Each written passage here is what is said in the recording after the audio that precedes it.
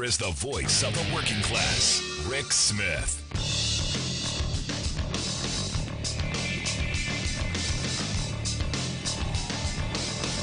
And welcome, brothers, sisters, working class heroes. This is the Rick Smith Show.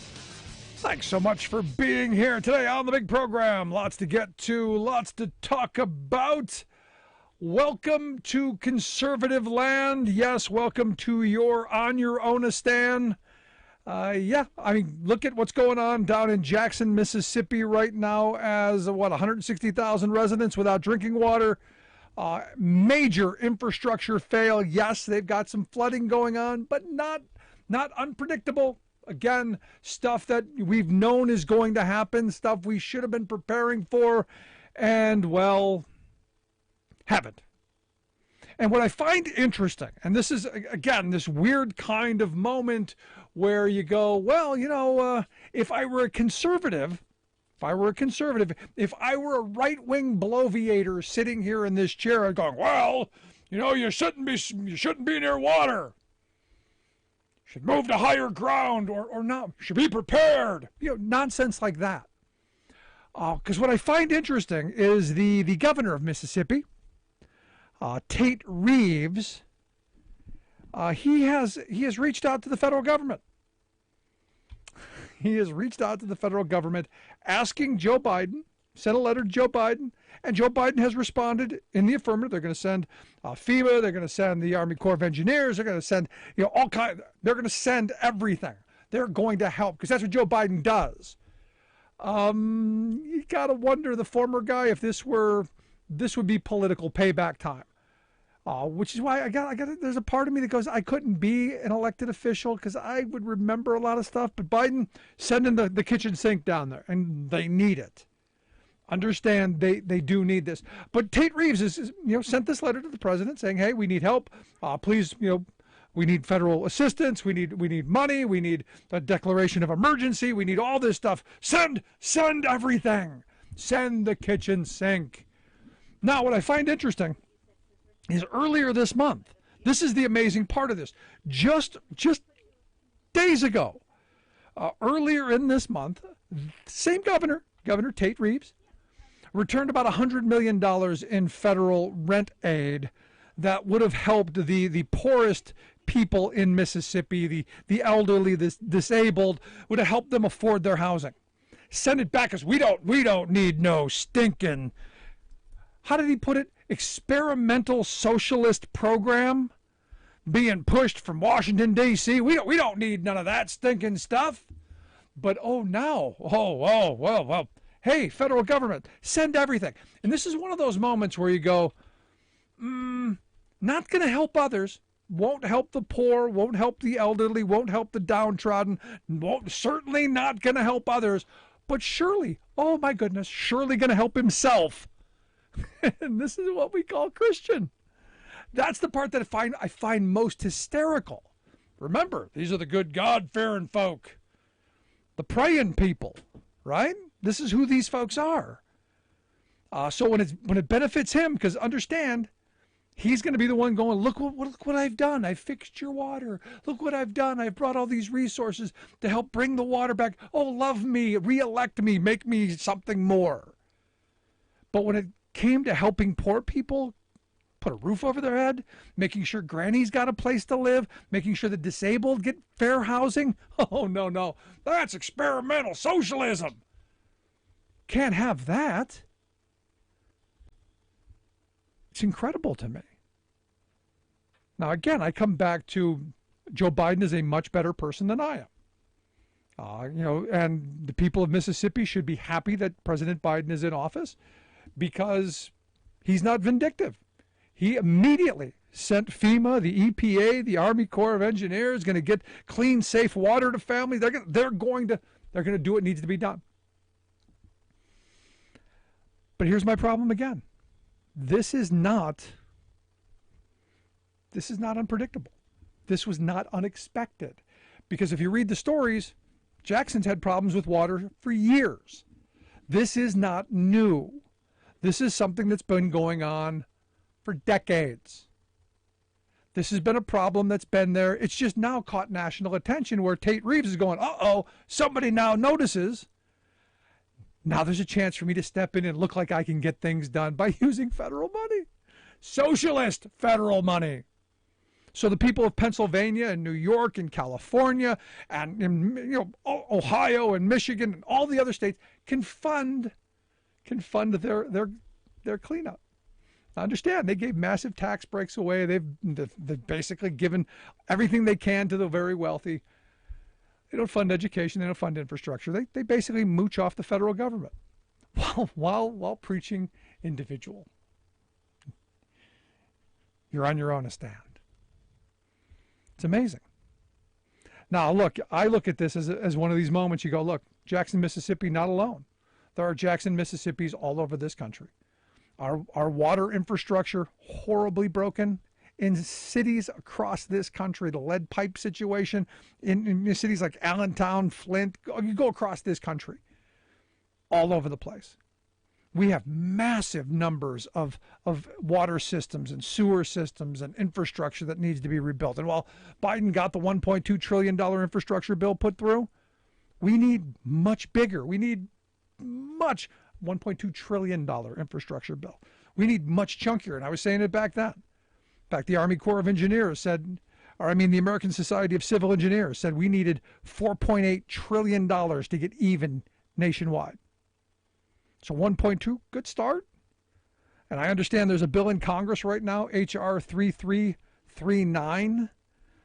That would create a $5 trillion national infrastructure bank that would finance projects, like water systems in places like Jackson, Mississippi, places like Allentown, Pennsylvania. That would help rebuild our infrastructure. Places like Harrisburg, Pennsylvania, where when I used to work in town there, sinkhole capital of the world in my view. Every time you turned around, something was being swallowed up. Why? The infrastructure under the ground was crumbling under our feet. We got work to do, folks. Something seriously wrong because we're not getting it done. Let's quick go to the phones. We've got Kurt on line one. Kurt, how are we doing today? Oh, thank you for taking my call, Rick. Hey, first of all, while Charlie Crist resigned his seat in the House today to run full-time for governor against death sentence, Alaska just voted for a Democratic member of Congress, so it kind of evens out tonight.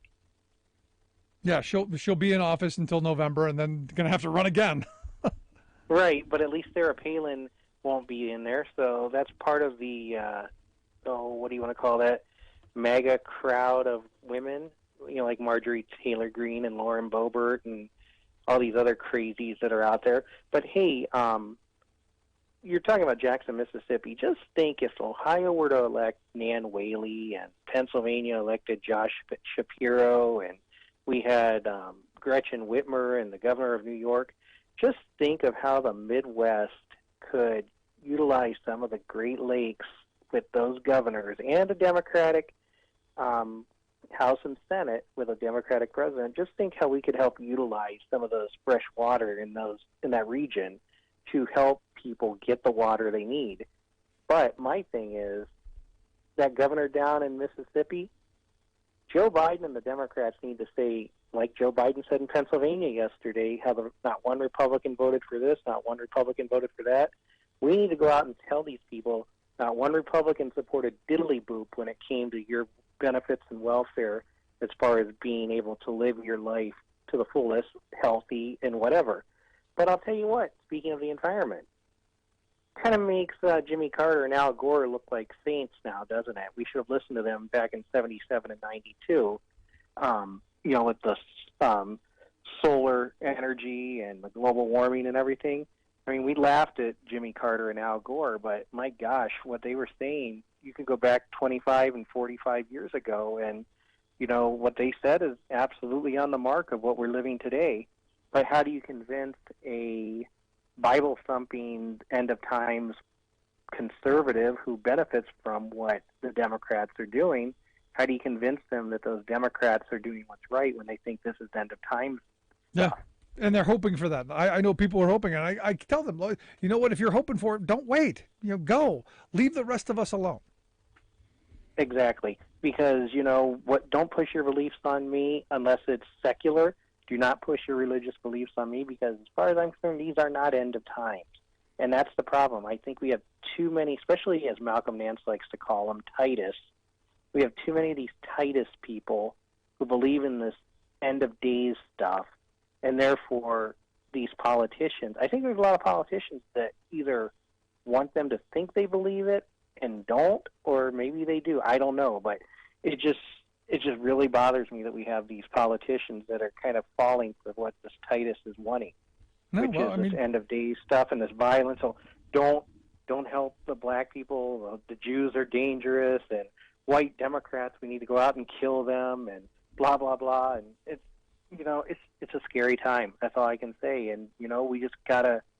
Who was it? Malcolm Nance said today. I heard him today on the radio say, we've got to get at least 25% more people, Democrats that is, out to vote than what we did in 2018 in order for this Congress to stay in the Democrats' hands.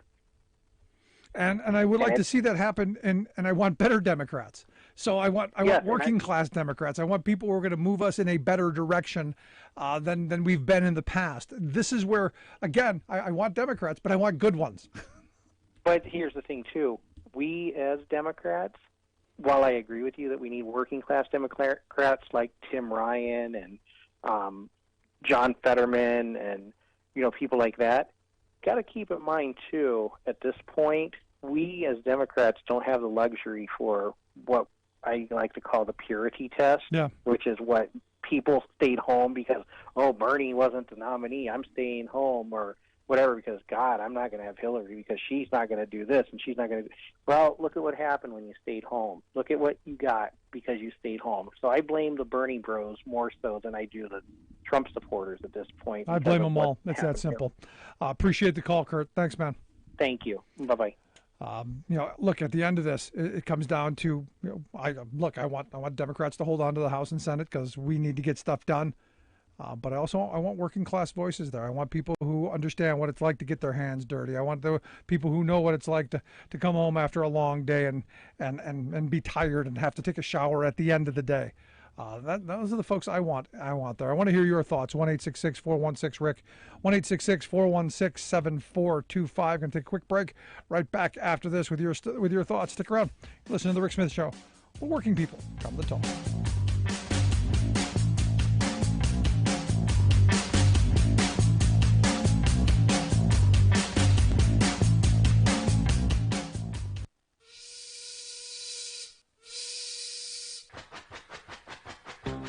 If you're a fan of the show, you've heard our labor history in 2 segments, and you can hear them on the radio pretty much anywhere in the U.S. Labor history has never been more important than it is right now.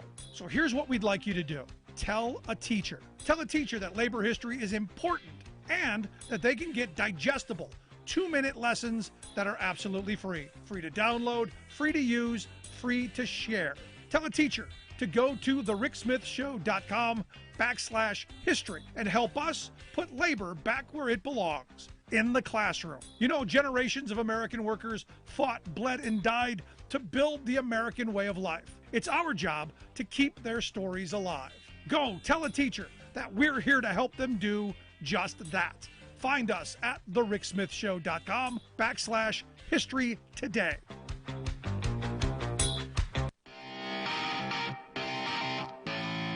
Welcome back to The Rick Smith Show. Now, here is Rick Smith. 1-866-416-RICK, 1-866-416-7425. Thoughts, questions, comments, something on your mind, want to hear it. I've had a number of people reach out, ask, hey, there's all this talk of violence. 40% of the country thinks there's going to be a civil war in the next decade. Should I be concerned? Should I be worried? Should I be worried for my kids, my family? Should we stay home? And I'm like, no. My response has been simple. There's certainly going to be some knuckleheads out there. I believe this. There's the dim among us who truly internalize that they believe that they're the patriots watering the tree of liberty with the blood of tyrants. And you know the rhetoric, that they've internalized this. It's who they've convinced themselves that they are. They're going to be out there committing, They're going to be out there committing atrocities. There will be some. But you're not going to see them marching in formation. I mean, I live, not far from a place where the militia has their little formations, and they do their little marching around, and and they do their thing. But you're not going to see them in the streets, I don't think. You're not going to see them, taking on the National Guard or the local police department. I just don't see it. But here's the thing, and this is the important part. The important part is good people cannot remain silent. Good people cannot cower in fear. Good people cannot stay home, because this is what they want. They want good people to cower. Because this is how the terrorists will win. Remember that? Remember back during the 9/11 era? Because if the terrorists will win, if anything, the terrorists will win. This is kind of one of those moments. If we don't stand up in this moment, the right-wing extremist terrorists will win. If we don't get out to vote in November and hold people accountable, the terrorists will win. If we don't go after people who crime, the terrorists will win. It seems pretty simple to me. It seems pretty simple. Let's go to the phones. Got Kurt on line 1. Kurt, how are we doing today? Doing good out here in the West. I got back-to-back Kurts. What's going on here? So what I'd like to do is see if you're interested in doing this. We're working on a lot of stuff with the water issue in Arizona's one of the 7 states that You're in has trouble. to come up with a plan. Yep. We're in trouble, serious trouble. And what we're doing is we have started a phone banking program. We're talking to people in all 7 states. We have like a survey to kind of just get people educated on this. We learned in the primaries of phone banking for candidates that a lot of people don't understand this. And the media talks about it a little bit, but they talk about water cuts and the water shortage. There are so many things to this, Rick, that we got to talk about. Why I'm saying this and why I would like to do this is because a lot of our food is grown in Pinal County, which is the center part of Arizona.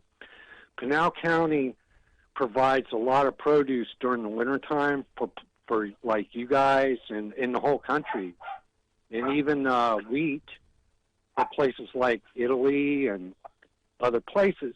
And food is going to be a huge issue. Yep. Right now, I was just in Pinal County at some of the farms. It takes, right now this year, this season, it takes 15 head of lettuce to get one. And it used to be a couple years ago, it only take like 6 because climate change is changing. The soil is changing. So what we want to do is... So hold on, what do you mean? You've lost group. me here. It takes 15 head of lettuce to get 1 head of lettuce? Yeah, Explain right that. now, from the farms out of Pinal County. So think about it, and it takes 6 gallons per head to get a head of lettuce. Okay, so you're talking about water. So you gotta okay. look, right. Now you get, because you said And- 15 head of lettuce to get 1 head of lettuce. So you're talking gallons of water. That much water to get a head of lettuce? Wow. Yeah, Maybe I and should stop it's eating true, lettuce. Rick.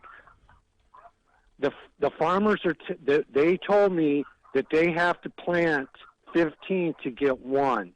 So when you go in the grocery store and you see 30 heads of lettuce, it's actually like it took 15 times 30 is. Okay. Now I get not what you're good. saying. All right. Wow, that's a lot. That's a So lot of there's loss. a lot. It's a lot of loss, and that's happening more and more. And so what we could do, what we want to have this series on is all these issues that are part of the Colorado River.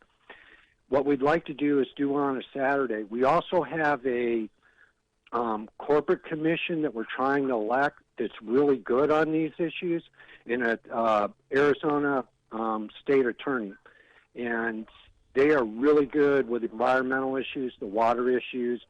We're getting a lot of pushback from the Republicans. We have the lineup for the Republicans is really crazy here, Rick. It's just like Arizona. Pennsylvania, basically.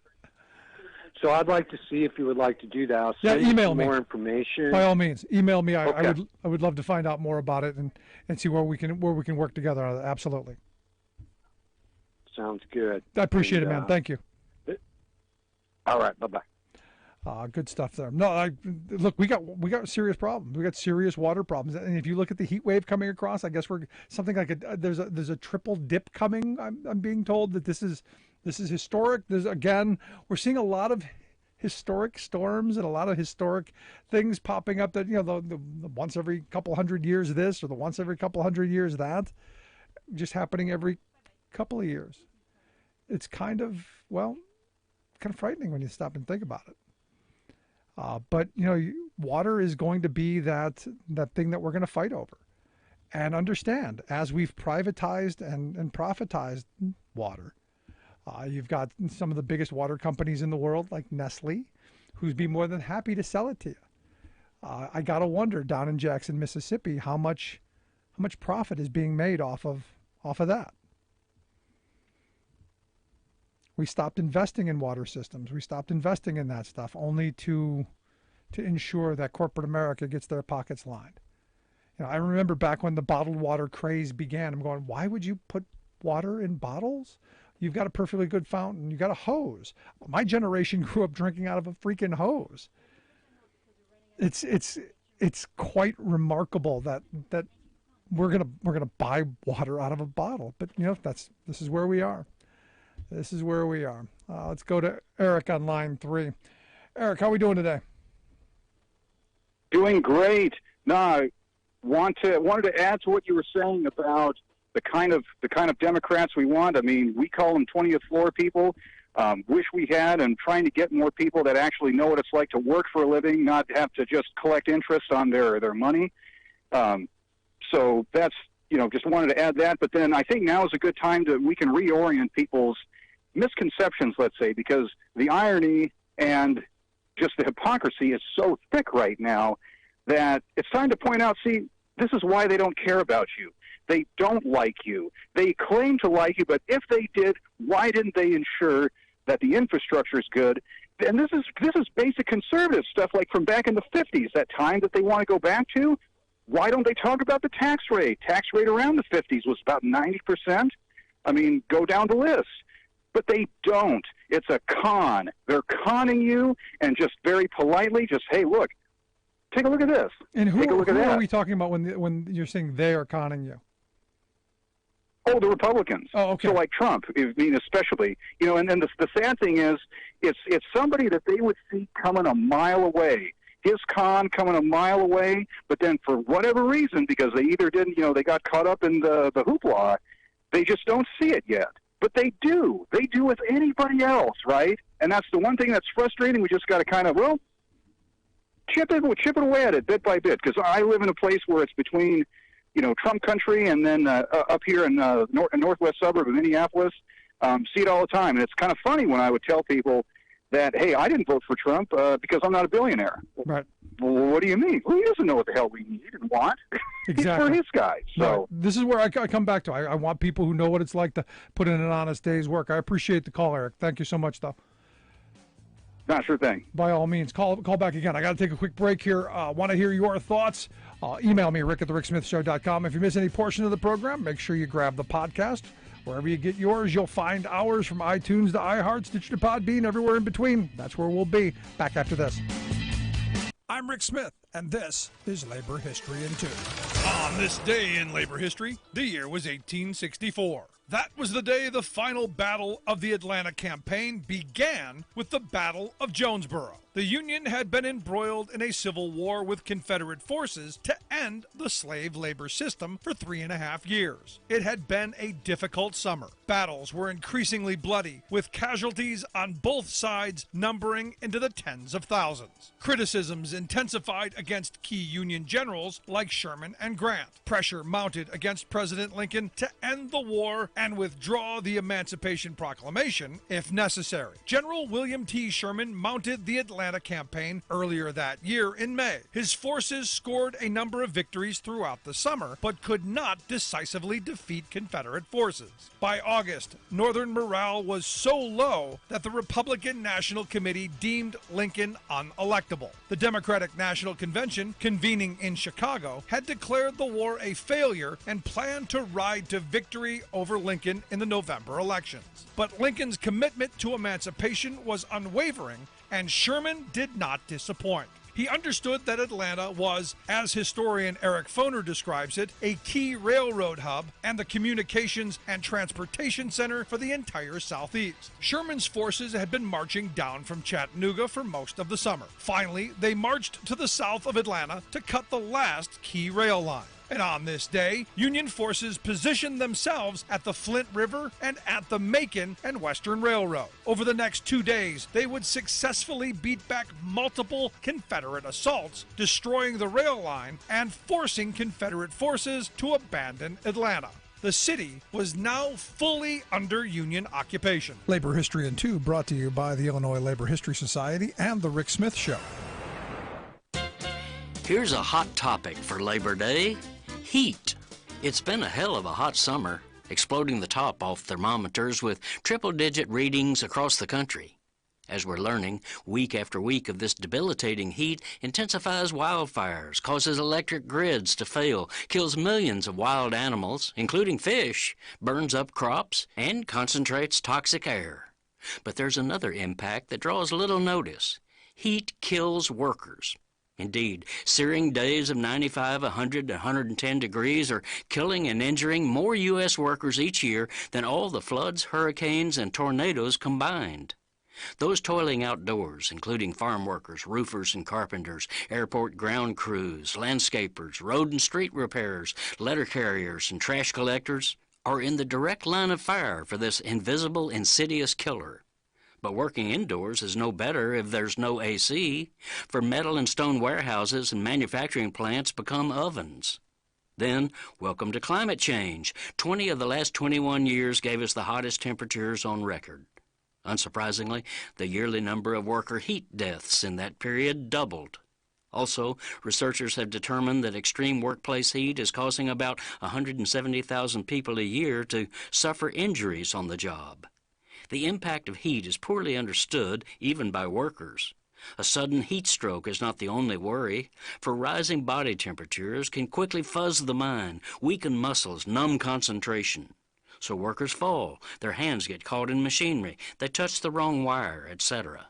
This is Jim Hightower saying America's power elites literally don't feel the intensity of this heat. So the richest country in the history of the world continues to subject millions of its people to senseless suffering and death, not even talking about this embarrassment, much less stopping it.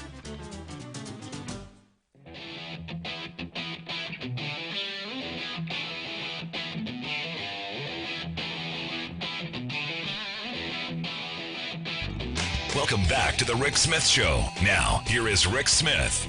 So I remember back on Inauguration Day 2017. I do. I remember it well because I remember predicting this is going to be the most corrupt administration in the history of the country by far. I remember saying that, and I said it multiple times, and I said it's going to blow people's mind away about how corrupt they're going to be. And ever since then, I've gone, I predicted this. I predicted it was going to be bad. No, I didn't predict it was going to be this bad. Did not predict the criming levels that we have seen. No idea. And look, anyone who tells you that they knew it was going to be this bad, lying. Seriously, no one could have predicted. No one predicted this. But I look at the latest truth that came out of the bankrupting Truth Social, where Trump is saying that the FBI, I guess, staged the strewn documents that are classified. Saying that he basically staged it so he would look sloppy. But I love how he finished it by saying that lucky that he declassified everything. And I'm going, is this an admission that you now have it? Because I remember a minute ago, you didn't have it. Now we admit you have it? Anyway, here to share some thoughts on the latest and where we are with the the myriad of stories and tales and fables, the litany of lies and mistruths and misdirections of the Golden Palace being invaded, I've asked our good friend Allison Gill to come shed some light on, well, all of the insanity. She is a fabulous podcaster and host of the Daily Beans, Mueller, She Wrote, and the owner of MSW Media, a place that we are part of as well, mswmedia.com. Allison, thanks for taking time for us. Hey, good to see you, Rick. It's been a minute. So, let's start It's been with like 9 crimes since we've talked. Yeah, I mean, I go back to this, and I go back to that day, January 20th, 2017. I remember we had an all-star lineup of folks come on and talk about how bad it's going to be and start preparing folks, to get ready to, to be the resistance and do all this stuff to hold them accountable because criming was coming. No one could have imagined the amount of criming that's gone on.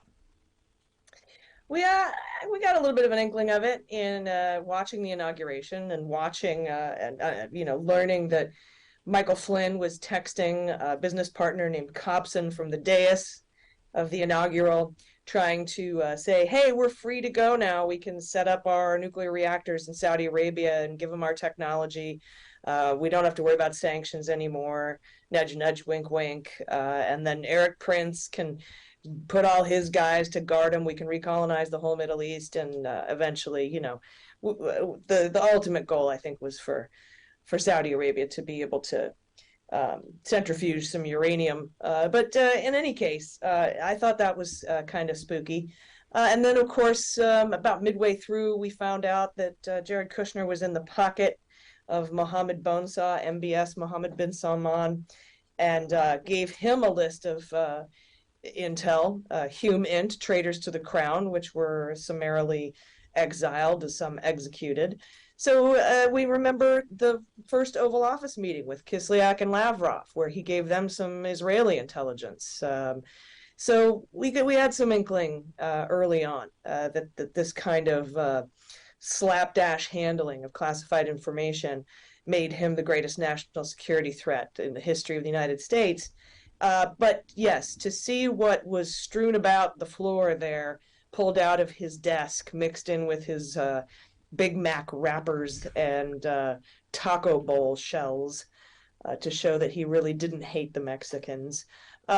We saw this just a wide array of TK, SC, SI, SIC, HCSO, HCSP, like all of this very top secret, compartmental, code word classified, big bright red letters documents that they just weren't able to locate during that first subpoena. It is quite mind-blowing, not only to hear the DOJ talk about it in their recent filing, but to see them scramble with a clown car of lawyers to try to defend it. Yeah, a clown car is right. I mean, because everyone seems to agree that the lawyers that Trump has probably not the best. And this is what you get when you find lawyers on park bench ads and 3 a.m. TV ads. In fact, I keep seeing people going, Trump's lawyers need to lawyer up because of their activities in all this, which is I guess fun too. I mean, for the entertainment value, there's some fun in this, but the serious part of this is real serious national security stuff that, as I'm reading the people who know, we have no idea what kind of damage this guy has done to our national security and to assets around the world, do we? No, and that's just it. He's never had respect for the troops, for veterans, for Gold Star families, for law enforcement, particularly Capitol Police officers, FBI, military. And it's because he is incapable of understanding giving of oneself to something that is larger than oneself. And he's a completely transactional narcissist, which means, a lot of people want to know why he's taken these documents. There can be only 3 reasons. Either he's trying to hide something, or he's trying to trade for something, or he's trying to sell something. And that's it. That's the bottom line. He's completely transactional. And these lawyers talk about narcissism, that he picks them off of a central casting, So, they aren't the brightest bulbs in the shed. They aren't the best lawyers, but they look pretty. But they, and that's, 80% how you look, 20% how you sound, 10% what you say. And that's what he's got. And that's how, and other malignant narcissists are the only people that are going to associate with him. So all they care about is being seen and being heard, not what they say. And I think it's going to land him in a lot of hot water. Yeah. Now, you're someone who actually understands all this stuff. So when you rattle off all these letters and what all this security clearance stuff is, you understand it. I don't think the vast majority of people know what classifications are what, but I think all of us understand that if any of us had any of this material, we'd be not just in jail, but probably underneath it. So this argument that he's made that he's declassified everything, so he's allowed to have it, does this hold any water, do you think? Well, I don't think so. There's a lot of evidence, like the totality of the evidence shows otherwise, because with all of the back and forth with the National Archives in 2021, and then the back and forth with the National Archives, FBI, and White House counsel this year, and then more back and forth with the head of espionage from the Department of Justice coming down to serve a subpoena, and then all of those interactions, never once did he or any of his lawyers say that this was all declassified, or that this was attorney-client privilege, or this is executive privilege, these are mine. None that was never asserted, and in fact he waited 2 weeks before he filed anything in this, and he filed something under Rule 41, which is federal criminal procedure, and the man hasn't been indicted.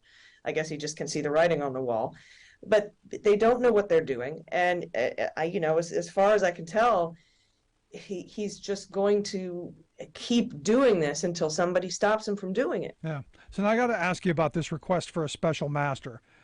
Which, as I've been reading, and look, I'm not a lawyer, but the lawyers that I'm reading are saying, this probably wasn't the brightest idea.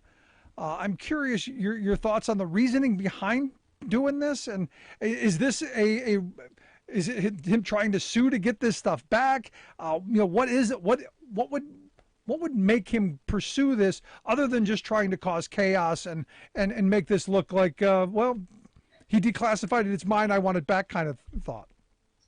Well, about 12 days after the search warrant was executed at Mar-a-Lago, Christina Bobb appeared on the Ingram angle on Fox.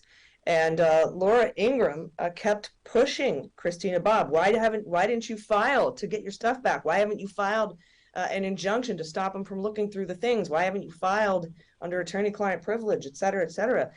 And Trump saw that, and he was very angry, so he got his lawyers together. We have to file something. We have to file it immediately. His lawyers were like, what? For what? You haven't been charged with anything yet. And he said, let's do a special master. Cohen got a special master. My old lawyer, Rudy Giuliani, got a special master. Not, ignoring the fact that most of his ex-lawyers have either been in jail or about to be indicted. And so they filed for a special master. But the special master is usually for attorney-client privilege, and Donald's not a lawyer. And there was a privileged team on site during the search warrant, so it's moot. And the special master, their job is to go through the stuff and give back what isn't going to be used or can't be used by the Department of Justice in a criminal investigation or in a criminal charge. This is a civil case, so it's doubly doesn't make any sense. And triply, you can't get anything back that didn't belong to you in the first place. And the DOJ laid that out beautifully in their filing. And Trump's response is, well, I hate your face, and so no. That's a perfect response. That is the Trumpian response.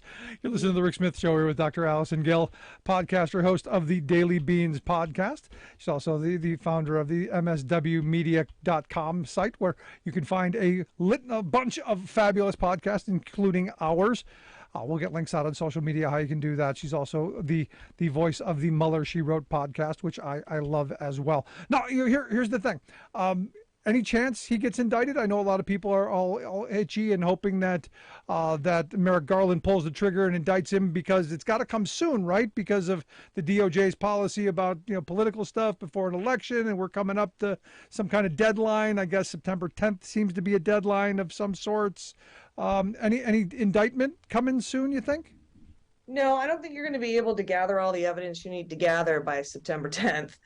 They're going to need to bring in these lawyers who in this case aren't his lawyers. They're actually fact witnesses or co-conspirators, because a lot of people don't realize the Espionage Act, 18 U.S. Code 793, has a conspiracy element that you can charge.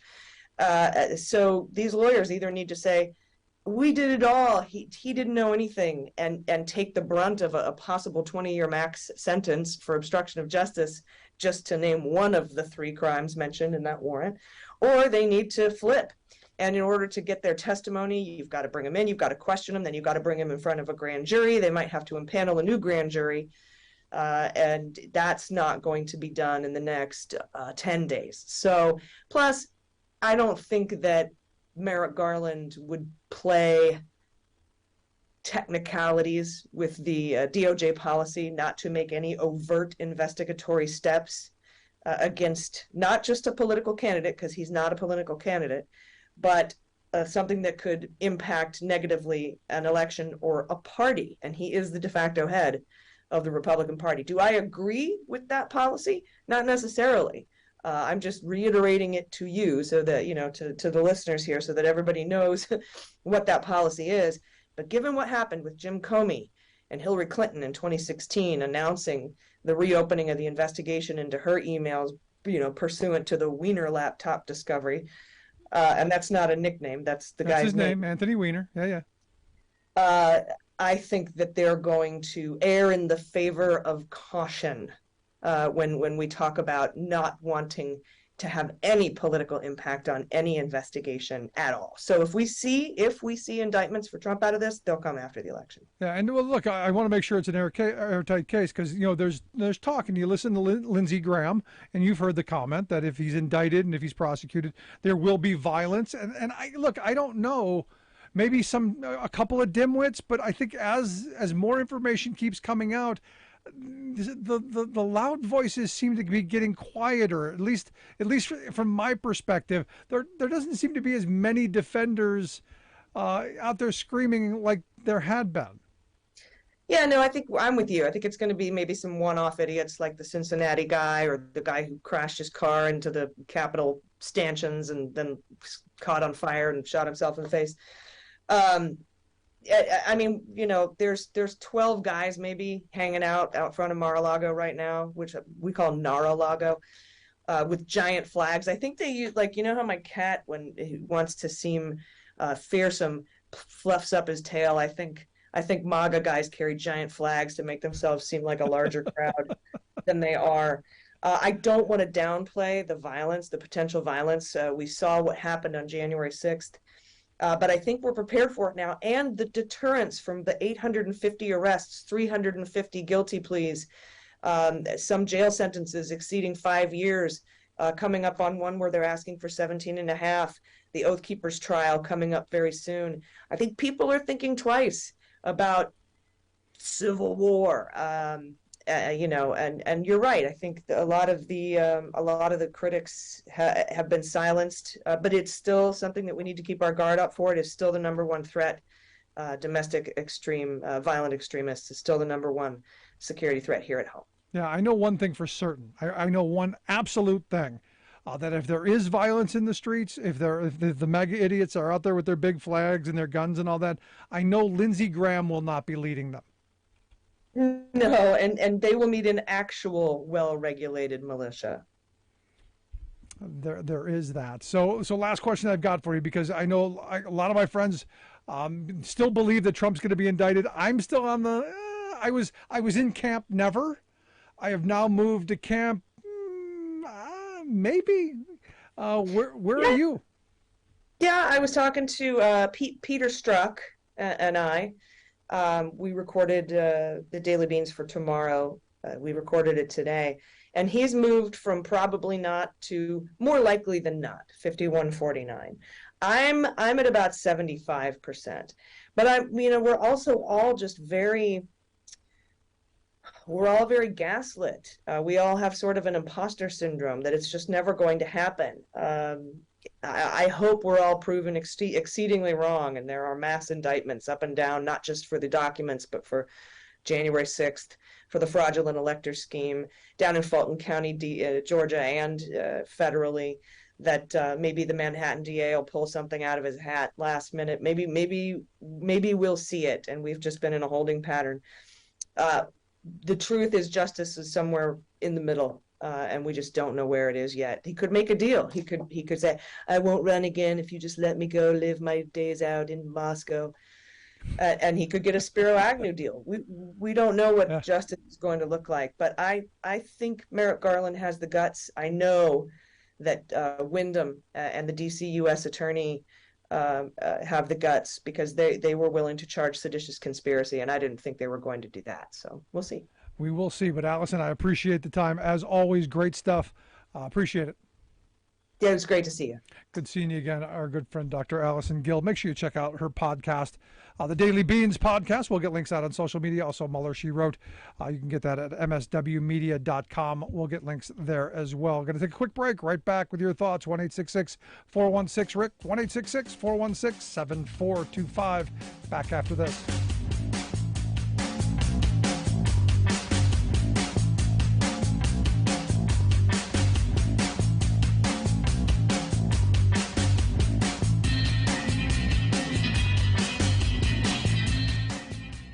I'm Rick Smith, and this is Labor History in 2.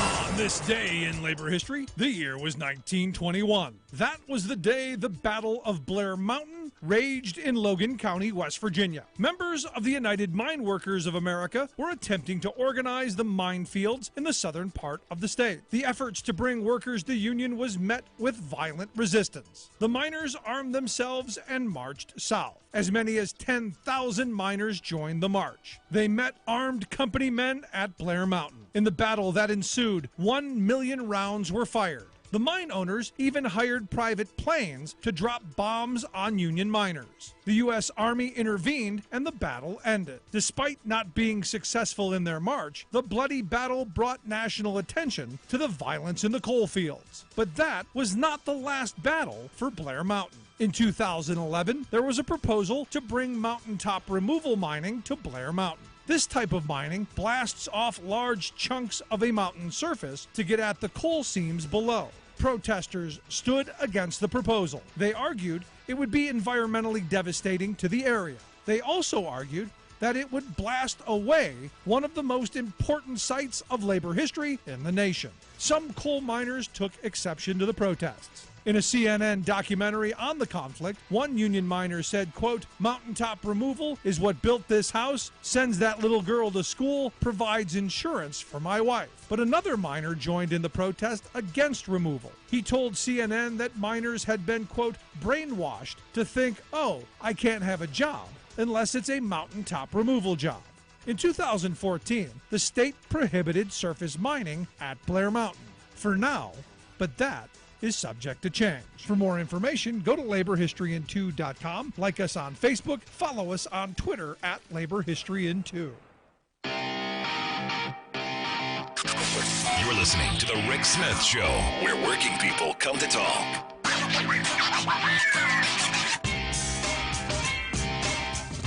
I remember going to Blair Mountain back in 2013 when we did our labor history tour. I just happened to be listening to the Labor History in 2 comments, which you can find at our website, thericksmithshow.com. If you want to hear, we've got a couple of years worth of Labor History in 2.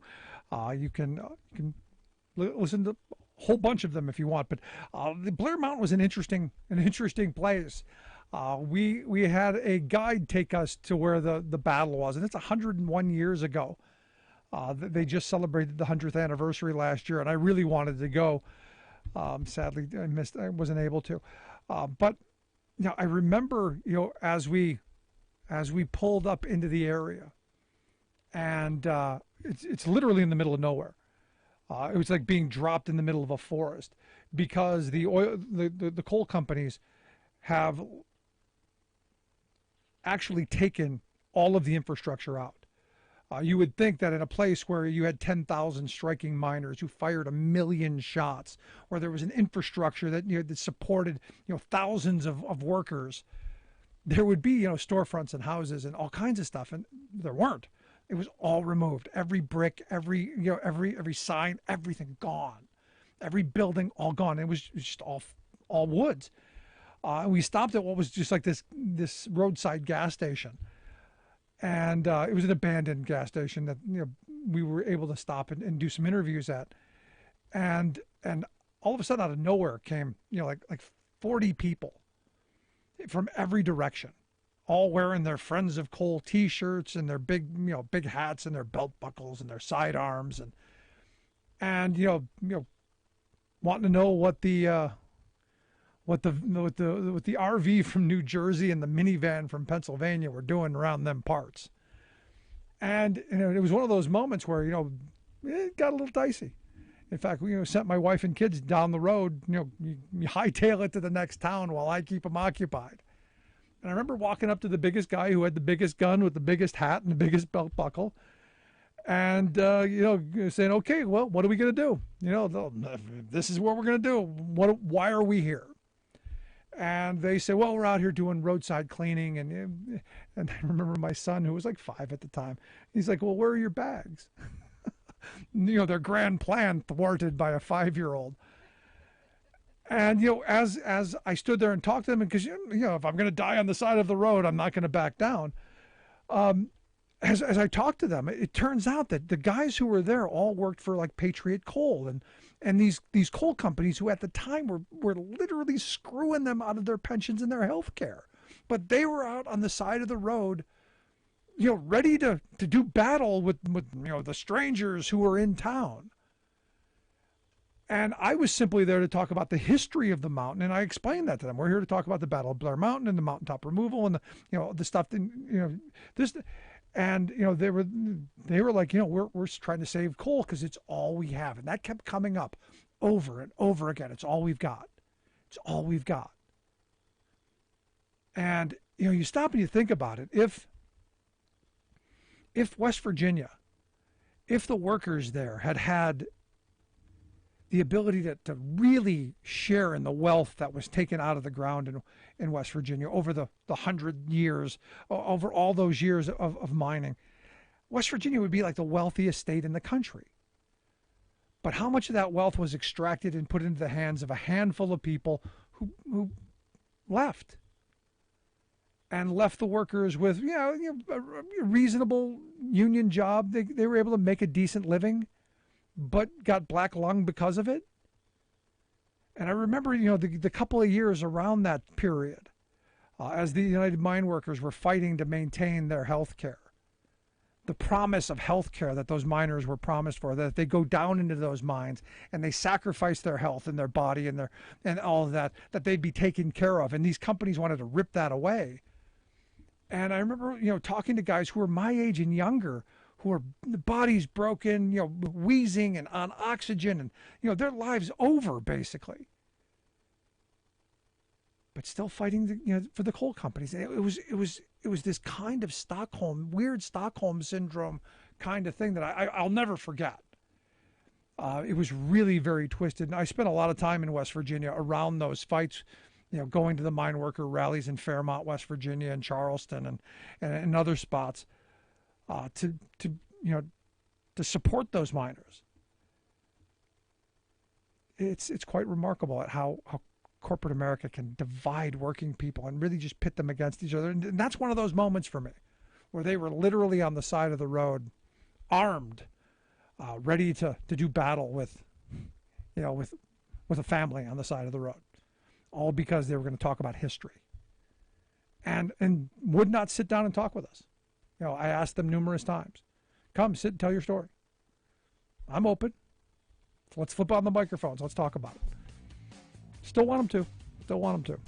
Love to hear your thoughts. Email me, rick@thericksmithshow.com. Have you ever been in a situation like that?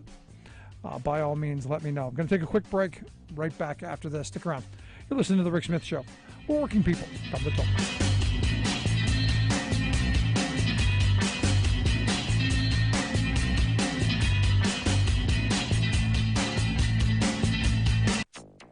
Small green plants lined the bed of what used to be a frontier lake between Switzerland and France.